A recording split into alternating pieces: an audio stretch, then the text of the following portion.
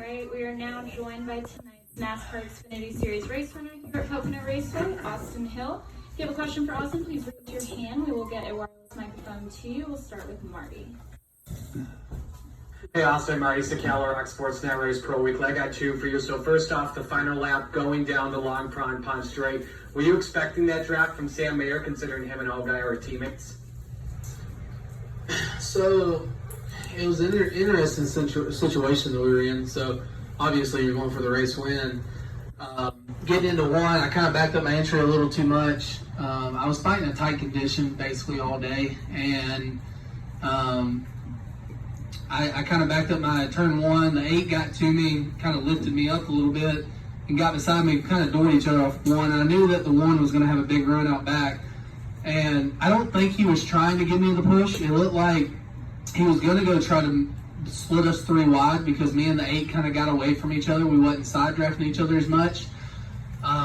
And right at the perfect time, and me and the 8 both turned left, or I turned left, he turned right, and it closed that hole up, and it basically made the 1 have to give me the push. I don't think he was trying to do that for any means, but can't thank Junior Motorsports enough for giving me that push there.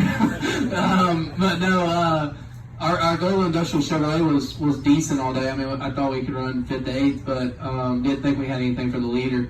I kind of got us in a predicament on speeding on pit road, and I just wasn't doing a good job in the race today. And then those last few restarts, just had some good restarts. The 8 had an issue getting into turn 1, got really loose, chased up the racetrack. I got the lead.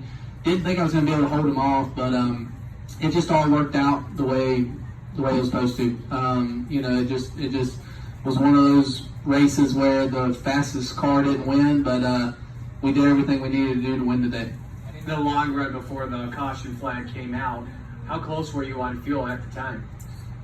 Well, I didn't know where I was at. I knew that they had told me I was 4 laps short, and that I needed to start max saving fuel. So I started running like half throttle down the straightaway. I'm listening to lap times from my spotter and Andy, my crew chief, and we're kind of talking about it. We're trying to figure out, what I need to do. I've never had to max save like that before on an oval track like this. And so I'm like running half throttle down the straightaway. I'm lifting super early, not really using much brake, just kind of doing everything I could do, drafting people whenever they would get by me. I just get behind them and try to take the draft and run quarter throttle if I could down the straightaway. And was doing all those things, but I've never been in that predicament before, so I had no idea if I had enough fuel or not. Then I, coming through the restarts with those last 2 restarts, just trying to turn really hard left and kind of get the fuel on the right side in the fuel pickup. That's kind of what you're supposed to do. If you're kind of sloshing it back and forth and you slosh it to the right and you get it left side, it could start stumbling. So I was trying to get it to the right, getting the fuel pickup, but I had no idea if I had enough fuel, but had enough fuel to win the race, come around, celebrate, do burnouts, and drove all the way to victory lane. So we did a really good job on doing our max save that we had to do today. Yep. All right, let's come up front here, and then we're going to go to Dustin, and then in the back to Zach. So Shane Hackett, Underground Sports. What was your thought process? Once Josh got a little loose, made contact with you, what was your thought process at that time? Because at that time, he made contact, and you're looking like, is this guy going to take me out here, or what was your thought? I mean, you're racing for the win, right? So you're going to do everything you can to win the race. I knew he wasn't trying to wreck me by any means. I knew that he was just trying to rough me up a little bit. He probably didn't realize that I was going to be that slow across the middle of the corner because he had been rolling entry to center really good all day. That's where he was so fast. He could just drive it in super deep, keep it turning, and go, where I had to kind of back up my entry, let it settle, would get a little tight across the middle, so I had to kind of back up my cornerstone a lot more than he did. So I don't think it was anything egregious or anything like that where he was trying to take me out. I just think that once he rolled into the center, he was trying to kind of rough me up a little bit, get beside me, and then we were going to race it out going into the tunnel turn. Who knows what could have happened there if we would have stayed side by side. But, yeah, I mean, a lot of stuff was going through my head. I mean, when we had to restart initially and I chose outside lane instead of choosing the front row, I'm like, well, I don't know if I'm going to be able to beat the 8 because he's so fast today. I'm like, so second's not too bad, but I never give up. No matter what, I'm thinking of situations that could happen. That was one of the situations, like, hey, if he doesn't get into turn one very well, I might be able to turn under him and clear him.